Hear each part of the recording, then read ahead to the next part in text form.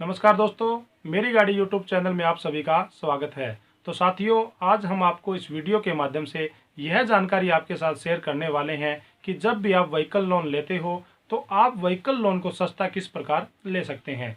काफ़ी हिडन बातें होती हैं जो आपको नहीं बताई जाती और बाद में आपको बहुत ज़्यादा नुकसान हो जाता है।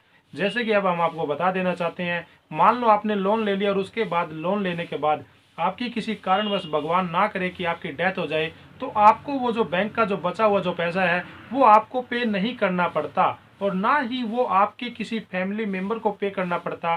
तो आप बिना पैसा दिए भी अपने लोन को क्लोज करवा सकते हैं। तो साथियों, ये जो छोटी छोटी बातें होती है, ये हमारे लोन करवाते समय यदि हम ध्यान रखते हैं तो हमारा आगे जब भी लोन चलता है तो हमें बहुत ज़्यादा यहाँ से प्रॉफिट हो जाता है। हम आपको एक नहीं, दो नहीं, 5 से 6 ऐसे बेहतरीन पॉइंट के बारे में जानकारी देना चाहते हैं। यदि आप उन सभी पॉइंट को जान लेते हैं तो आपका जो लोन होता है वह डेफिनेटली बहुत ही अच्छा लोन होता है और आपको काफ़ी ज़्यादा यहाँ से पैसे की बचत होने वाली है। तो चलिए साथियों, ज़्यादा टाइम वेस्ट न करते हुए हम वीडियो की शुरुआत कर लेते हैं। और यदि आप चैनल पर पहली बार विजिट कर रहे हैं तो प्लीज़ आप हमारे इस चैनल को सब्सक्राइब कर लें ताकि आपको नेक्स्ट वीडियो नोटिफिकेशन के द्वारा बड़ी आसानी से मिल सके।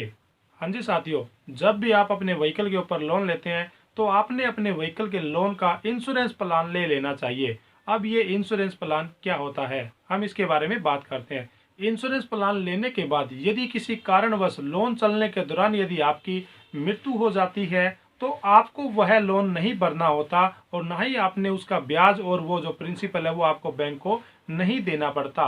वह जो प्रिंसिपल और उसका जो ब्याज है वह आपने इंश्योरेंस प्लान के तहत आपका वो पैसा इंश्योरेंस सेक्टर के द्वारा दिया जाता है और आपको वह जो पैसा है वह नहीं भरना पड़ता। और इस प्रकार आपकी डेथ हो जाने के बाद आपकी फैमिली को या फिर आपने लोन लेते समय जिसको भी नॉमिनी बनाया है उसको वह पैसा नहीं देना पड़ता। वह पूरा पैसा इंश्योरेंस सेक्टर के द्वारा पे कर दिया जाता है। अब हम बात कर लेते हैं कि इसका कितना प्रीमियम होता है और यह आप किस प्रकार ले सकते हैं। तो साथियों, इसका जो प्रीमियम होता है वो इतना ज़्यादा नहीं होता। यह डिपेंड करता है कि आप कितने रुपए का लोन लेना चाहते हैं, उसके ऊपर इसका जो प्रीमियम है वो लोन की अमाउंट के ऊपर डिपेंड करता है। ज़्यादा जानकारी के लिए साथियों आप वीडियो के डिस्क्रिप्शन में जाएं और आप हमारी उस वीडियो को वॉच कर सकते हैं कि मृत्यु होने के बाद आप अपने व्हीकल लोन को माफ किस प्रकार करवा सकते हैं। इस थंबनेल के साथ आपको ये वीडियो मिल जाएगी। ज़्यादा जानकारी के लिए आप इस वीडियो को वॉच कर सकते हैं। दूसरा जो महत्वपूर्ण पॉइंट है साथियों वह यह है कि जब भी आप लोन लेते हो तो आपकी जो प्रोसेसिंग जो फीस है आप उसको अच्छे से देख लें और आप अपने बैंक मैनेजर से इस बात को अच्छे से पूछें कि हमारे लोन के ऊपर जो प्रोसेसिंग फीस है वो कितनी लगने वाली है। यह जो प्रोसेसिंग फीस होती है वह अलग अलग बैंक की अलग अलग होती है, हम आपको यहाँ से बता देना चाहते हैं। जैसे कि जो SBI बैंक है उसकी जो प्रोसेसिंग फीस है व्हीकल लोन की बहुत ज़्यादा कम होती है। वहाँ से आपको लगभग 500 से 1000 रुपये ही प्रोसेसिंग फीस आपको देनी पड़ती है। लेकिन इसके अलावा अदर जो बैंक है या फिर कोई NBFC कंपनी है या फिर कोई भी फाइनेंसर है वह आपको लगभग आपकी लोन की अमाउंट का 1% आपसे यहाँ से प्रोसेसिंग फीस लेता है। अब हम बात कर लेते हैं इसके ऊपर जो ब्याज की जो दर लगती है वो यहाँ पे कितनी होनी चाहिए। ब्याज की जो दर है वह आपके सिविल स्कोर के ऊपर तय होती है। यदि आपका सिविल स्कोर बहुत अच्छा है तो आपको मिनिमम से मिनिमम रेट ऑफ इंटरेस्ट के ऊपर आपको यह लोन मिल जाता है। यदि आपका सिविल स्कोर कम है तो आपको जो ब्याज की जो दर है वो थोड़ी सी ज़्यादा लगाई जा सकती है। यह सब कुछ आपके सिविल स्कोर के ऊपर डिपेंड करता है। अब हम रेट ऑफ इंटरेस्ट की बात कर लेते हैं। यदि आपका सिविल स्कोर 750 से ज़्यादा है तो आपको 7% रेट ऑफ इंटरेस्ट के साथ आपको यहाँ पे व्हीकल लोन मिल जाता है। और यदि आपका सिविल स्कोर 750 से कम है तो आपको 9% तक भी यहाँ पे ब्याज की दर लगाई जा सकती है। ये जो ब्याज की जो दर है ये अलग अलग बैंक की अलग अलग होती है और NBFC जो कंपनी है या फिर कोई भी फाइनेंशियल कंपनी है उसकी जो ब्याज की जो दर है वो सभी बैंकों से अलग होती है। तो ये आप अपने बैंक से, जिस भी बैंक से आप लोन लेना चाह रहे हैं वहाँ से आप पता कर ले कि आपके ऊपर या फिर आप जो लोन ले रहे हैं उसके ऊपर कितनी ब्याज की दर लगाई जा रही है। सबसे सस्ती जो ब्याज की दर होती है वो हमारे SBI बैंक की और PNB बैंक की रहती है। तो यदि आप टर्म एंड कंडीशन को पूरा कर देते हैं तो आपको यहाँ से लोन बड़ी आसानी से मिल जाता है। हाँ जी साथियों, जब भी आप लोन लेते हैं तो आपको रिड्यूसिंग लोन लेना चाहिए या फिर फ्लैट लोन लेना चाहिए। इसकी हमने अलग से एक वीडियो बना रखी है, उसका लिंक भी आपको वीडियो के डिस्क्रिप्शन में मिल जाएगा, तो आप उस वीडियो को वॉच कर सकते हैं। लेकिन हम आपको रिड्यूसिंग और फ्लैट लोन में क्या अंतर है उसके बारे में थोड़ा सा ओवरव्यू दे देते हैं। ज़्यादा जानकारी के लिए आप उस वीडियो को जरूर देखें। जब भी आप लोन लेते हो तो एक लोन होता है रिड्यूसिंग लोन और दूसरा लोन होता है फ्लैट लोन। रिड्यूसिंग लोन वह लोन होता है जब भी आप अपना लोन को लेने के बाद यदि आप चाहते हैं कि मैं मेरे लोन को क्लोज करवा लूं, तो लोन को क्लोज करवाते समय आपका जितना भी शेष प्रिंसिपल रह जाता है तो उस पेंडिंग प्रिंसिपल ही आपसे लिया जाता है और उसके ऊपर जो ब्याज लगता है वहां तक का ही ब्याज लिया जाता है जिस टाइम तक आप उसको क्लोज करवाना चाहते हैं। यानी कि आगे आने वाले समय का ब्याज आपसे नहीं लिया जाता। लेकिन साथियों, अब हम बात कर लेते हैं फ्लैट लोन की। फ्लैट लोन के अंदर क्या होता है कि मान लेते हैं आपने 5 साल के लिए लोन लिया है और आप 2 साल के बाद अपने लोन को भरना चाहते हैं और आप अपने लोन को क्लोज करवाना चाहते हैं, तो आप अपने लोन को क्लोज नहीं करवा सकते। यदि फिर भी आप पहले क्लोज करवाना चाहते हैं, आपको 2 साल का ब्याज न देके पूरे 5 साल का जो ब्याज है वो आपसे लिया जाता है। तो इस प्रकार आपको यहाँ पे ब्याज में छूट नहीं मिलती है। लेकिन रिड्यूसिंग लोन के अंदर आपको आगे आने वाले समय का ब्याज नहीं लिया जाता।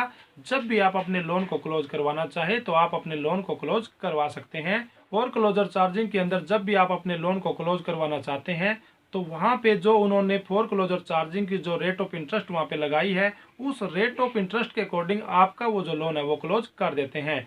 यह जो रेट ऑफ इंटरेस्ट है यह 0% तक होती है और 5% तक भी हो सकती है। तो इस प्रकार आप कोशिश करें कि आपका जो फोर क्लोजर जो चार्जिंग है वो 0% के आसपास रहे, क्योंकि इस प्रकार जब भी आप लोन क्लोज करवाते हैं तो आपको 0% ब्याज यहाँ पे देना पड़ता है और आपका जो पेंडिंग जो प्रिंसिपल है उसको आप देके भी अपना लोन क्लोज करवा सकते हैं। लेकिन साथियों, हम क्या कि इन बातों का ध्यान नहीं रखते और ना ही हम कभी मैनेजर से इन सभी बातों के बारे में चर्चा करते, और वो हमें जो लोन क्लोजर जो चार्जिंग है वो 5% या फिर 6% तक भी लगा देते हैं। पड़ता है कि यदि हमारे लोन के ऊपर 5% फोर क्लोजर चार्जिंग लगा दिया गया है तो हमें लोन को क्लोज करवाते समय हमारे जो पेंडिंग जो प्रिंसिपल है उसके ऊपर हमें 5% पैसा अलग से देना पड़ता है। लोन लेते समय हमें पार्ट पेमेंट फैसिलिटी सुविधा को भी लेना चाहिए। यदि आपका बिजनेस अच्छा चल जाता है तो आप चाहते हैं कि मैं 1 महीने के अंदर 1 किस्तें न पे करके 2-2 किस्तें हर महीने पे करता रहूं, तो इस प्रकार आपका जो लोन है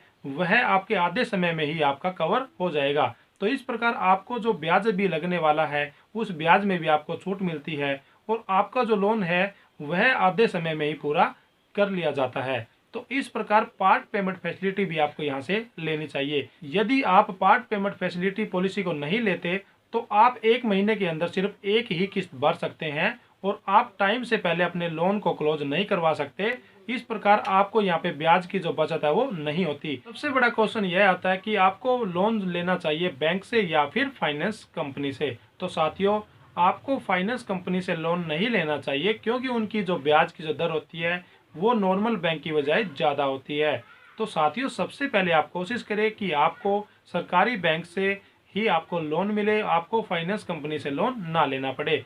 यदि आपका सिविल स्कोर अच्छा नहीं है या फिर आपके डॉक्यूमेंट में कोई प्रॉब्लम है तो आपको उन बैंक से लोन नहीं मिल पाता, तब फिर आप क्या करें कि आपको फाइनेंस कंपनी से आप ट्राई कर सकते हैं। लेकिन साथियों, आप ध्यान रखिए, फाइनेंस कंपनी की जो ब्याज की जो दर होती है वो भी ज़्यादा होती है और उनके जो फाइल लॉगिन करने का जो फाइल प्रोसेसिंग जो चार्जिंग होता है वह भी नॉर्मल बैंक की बजाय ज़्यादा होता है। इसीलिए आप इस बात का भी ध्यान रखें।